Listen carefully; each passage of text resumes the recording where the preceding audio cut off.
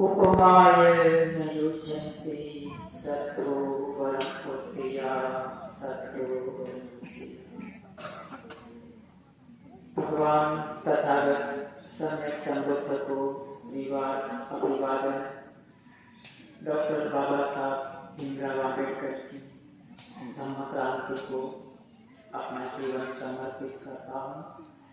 यहाँ बाईं तरफ उपस्थित हमारे पूज्य गुरुवर्य पदन प्रज्ञाबोधि जी, जिनके चरणों में सादर प्रणाम वंदन।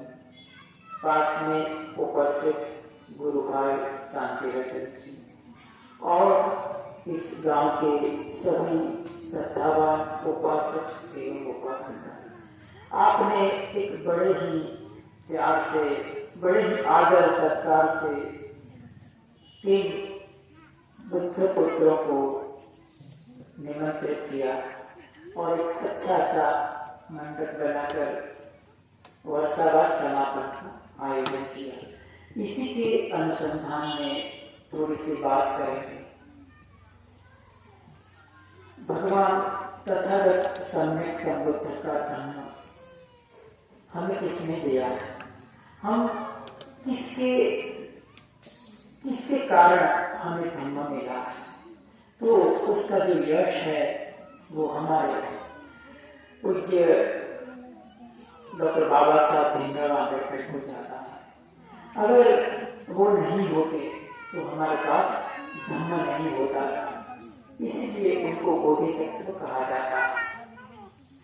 तो वर्षावास के काल के दौरान हर जगह हम देखते हैं कि भगवान बुद्ध और उनका धम्म, जो कि बाबा साहब रचित ग्रंथ है, उनका पठन एवं अध्ययन किया जाता है और हम सब बड़े ही खुशी उसमें जुड़ते हैं, सुनते हैं, स्वीकारते हैं, पचाते हैं और अमल भी करते हैं। तो जो भगवान बुद्ध का धम्म है उसमें छोटी सी 2 बातें मैं करूँगा। एक तो उनका धम्म का 2 पहलू हैं। जैसे कि एक ट्रेन चलती है तो उसकी 2 पटरी होती हैं, वैसे ही तथागत का जो धम्म है वो 2 पटरियों के ऊपर चलता है। एक पटरी है वो दिमाग से चलती है और एक पटरी है वो हृदय से चलती है। समझ रहे हैं? मैं बहुत आसान शब्दों में समझाने की कोशिश करूंगा। एक पटरी, एक पहिया है वो लॉजिक का तर्क। हम तर्क करते हैं कि ये बादल घिरे हैं, ठंडी हवा आ रही है तो कहीं पर बारिश होना चाहिए, इसी को तर्क कहते हैं। ऐसा अनेक प्रकार का तर्क हम करते हैं। तो तर्क कहाँ पैदा होता है? मन में पैदा होता है। तो भगवान बुद्ध का धम्म का एक पहलू है ना, वो तर्क के अधीन। दूसरा एक पहलू है वो तर्क के अधीन नहीं है, वो हार्ट अर्थात हृदय के अधीन है। जैसे कि छोटा सा बच्चा है, वो सांप की तरह भाग रहा है तो माँ उसे पीटती है, मारती है, डांटती है और बच्चे को खींच लेती है। हार्ट से, हृदय से काम लिया माता ने। डांटा जरूर बच्चे को, लेकिन उसने हार्ट से काम किया। तो इसी तरह से जो भगवान बुद्ध का धम्म है, एक दिमाग, हमारा तर्क कहाँ पैदा होता है? मन में पैदा होता है, दिमाग में पैदा होता है। जबकि हमें फीलिंग अर्थात हमारी लागणी, भावना, जो माता को पुत्र के प्रति, पुत्र को माता के प्रति जो एक प्यार होता है, सद्भावना होती है, वो कहाँ पैदा होती है? हृदय में पैदा होता है। तो ये 2 पटरी हैं, एक तर्क की और एक है हृदय की, बराबर। तो आज हम बात करेंगे जो हार्ट की क्या बात कहा है भगवान बुद्ध, जो हृदय से क्या निकलता है, तो उसको भगवान बुद्ध ने कहा मेत्ता भावना। सुना है ना?